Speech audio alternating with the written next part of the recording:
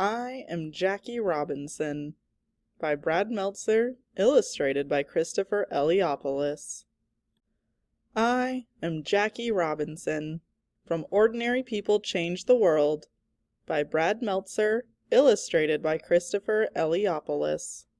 I am Jackie Robinson. Sometimes it's hard to be brave.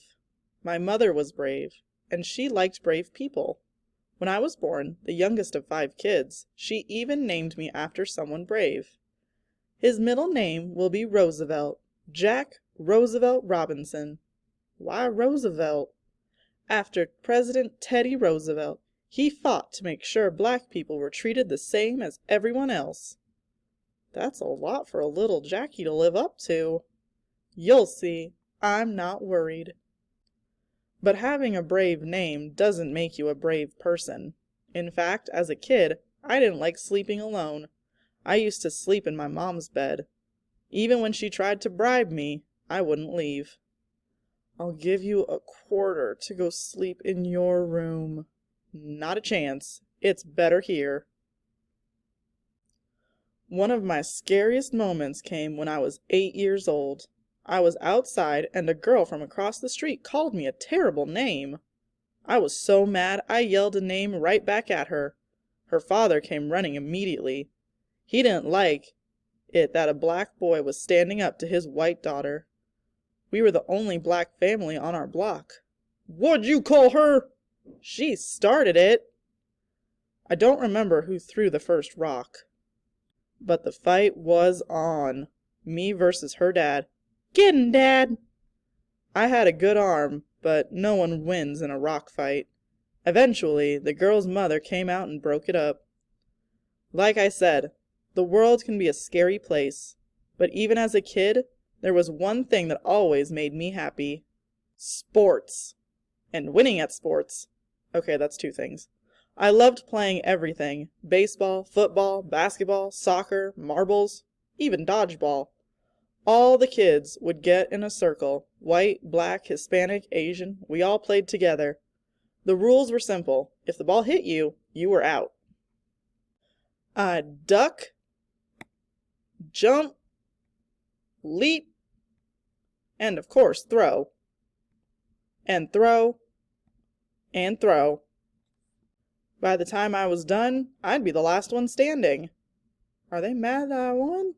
Don't know. Fall down, maybe they won't notice. But the truth was, they weren't mad at me for winning. They appreciated the skill it took.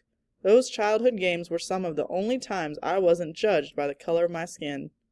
Hooray, Jackie! How'd he do it? And what's that B on his hat stand for? You'll see. Still, that didn't make all of my problems go away. At the local public pool in Brookside Park, you could only go swimming if you were white. If your skin was black, they'd lock you out. Don't they know how hot it is out here? Trust me, they know. When people complained, they gave us 1 day each week, Wednesday. Every Wednesday from 2 to 5 p.m., they'd open the pool to anybody black, Mexican, or Asian. Don't they know how mean that is? Trust me, they know. Oh, come on, he even swims in his hat? Maybe the B is for buoyant. So, how do you win when you feel like you're fighting the entire world? My mother, who worked as a maid, showed me the answer. Back then, we were so poor we sometimes ate only 2 meals a day. To help us out, every Saturday night, the local bakery would let us take their leftovers. And the milkman, back when milk was delivered to your house, would give us whatever extra he had. It's a feast! Look at all this food! It's not just for us. What do you mean? We weren't the only ones struggling for money. My mom took the extra food and shared it with all our neighbors. That's right, she even shared it with the angry guy who threw rocks at me. Would you like some extra bread? Wow, thanks. That's very kind of you. I'm Molly, Jackie's mom. Nice to meet you, Molly. That's how we got to be friends with everyone in the neighborhood. It was one of my mom's best lessons. When you do something good, it brings out the good in others. Plus, The more our neighbors knew us, the more they realized just how much black and white people were alike. I learned a similar lesson from a local mechanic named Carl Anderson. He saw the group of boys I used to hang out with. We called ourselves the Pepper Street Gang. We were a bunch of poor kids. For fun, we'd throw dirt clods at cars and swipe golf balls from our local course. When he saw what we were doing, Mr. Anderson took me aside. He didn't lose his temper. Calm as could be, he told me, "Jackie, I know why you're following the crowd. You're afraid they'll think you're different, or chicken. But it doesn't take guts to follow the crowd. Courage comes from being willing to be different." What Mr. Anderson said that day, it got to me. With the help of my pastor, I stopped hanging out with the gang. From there, I threw myself even deeper into my favorite activity, sports, and winning at sports, especially baseball. As a teenager, I could run so fast a local reporter noticed that in nearly every game I stole second, third, and home at least once. That isn't stealing, it's grand larceny. Man, this guy can write. "You were just on first base. How'd you get so fast?" Maybe the B is for blast off. In college, I became the first UCLA student to ever letter in 4 sports in the same season: baseball, and football, and basketball, and track. They said I was one of the best football players in the country. 2 seasons in a row, I scored the most points of any player in the league. I won the NCAA title that year. Only one American jumped farther than me. But the same problems kept coming back. When the college newspaper wrote a nice article about me, one of my own white teammates purposefully smashed into my leg, trying to injure me. He was mad that the article said something nice about a black person. Ah, my leg! Don't they know we're on the same team? Trust me, they know. By the time I got out of the Army, it still didn't matter that I was one of the best athletes in the country.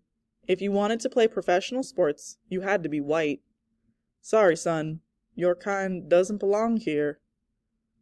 Back then, if you were the world champs, it meant you were the white champs. In all Major League Baseball, not a single team had even one black player. Oh, and did I mention that if you were on a black team, the pay was worse, the food was worse, and sometimes the only place to sleep was on the bus? Gross! Is this food or goo? You don't want to know. But that was all about to change. Thanks to a man named Branch Rickey. Rickey was the president of the Brooklyn Dodgers, one of the most popular baseball teams ever. I have an idea. With so many players fighting in World War II, Rickey had a plan for filling his team. The Dodgers were secretly look at black players. Are you nuts? People will stop rooting for us. I don't care. It's time to do what's right. After searching all across the United States and the world, Branch Rickey found me. I'm Jackie Robinson. Nice to meet you. Nice to meet you too. I think you can play in the major leagues. How do you feel about that? Mr. Rickey told me that he knew I was a good ball player, but he wanted to know whether I had the guts. He warned me that many white people would be mad to see a black player. There's no one on our side, no owners, no umpires. Loads of players and spectators will yell at you. Pitchers will throw baseballs at your head. But no matter what they do, if you get angry, it'll look like you can't handle it. Can you handle it? On April 18th, 1946, at 27 years old, I was given my shot.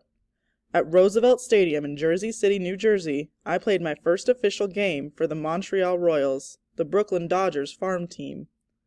Thousands of black spectators had come to see what I could do. Thousands of white people were there too, convinced that a black player couldn't possibly be good as a white one. It was up to me to prove them wrong. You better believe I was terrified. I didn't want to let people down. Then, at 3:04 p.m., in my first at-bat, I was thrown out at first. You're out! The next time I came up was in the 3rd inning. There were 2 men on base. The pitcher decided on a fastball. I can see it coming, chest high, down the middle, but this time... Crack! When the ball finally landed 340 feet away in the left field stands, no one could say that a black man can't play as well as a white man. Some called it a home run, others called it history. That afternoon, in 5 at-bats, I hit and got on base 4 times. I stole second twice, and I scored 4 runs. Hooray, Jackie! How'd he do it? When he puts that B hat back on, it's gonna stand for boom! When the game was done, I couldn't get to the locker room because I was mobbed by fans. Black, white, young, old, even the folks rooting for the other team. They were cheering. For me! Still, that didn't mean it was easy. When I started playing for the Brooklyn Dodgers, lots of players didn't want me there. Pitchers threw fastballs at my head. Runners stepped on me with their cleats. Catchers even spit on my shoes. I know you saw that. And they weren't just coming after me. They told me that if I kept playing, they'd hurt my son. Was I mad? Yes. Was I scared? Yes. But I never let it stop me. I told you the B is for boom. The B is for Brooklyn, genius. Game after game, I kept playing, knowing I wasn't just playing for myself. Each time, more and more people, black, white, were cheering. In the stands, fans wore I'm for Jackie buttons. And slowly, eventually, we were all playing together. Black, white, Asian, Hispanic, baseball opened up to everyone. It was just like those childhood games of dodgeball. Through the simple game of baseball, the country saw a new possibility, a new option. All they needed was for someone to go first. You see his stats? He stole home 19 times! Was National League MVP in 1949 when he led in hitting and steals. The Dodgers won 6 pennants in his 10 seasons.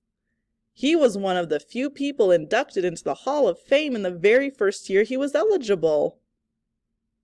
In life, people tried to scare me. They wanted to stop me. They wanted to make me go away. Why? Because I was different.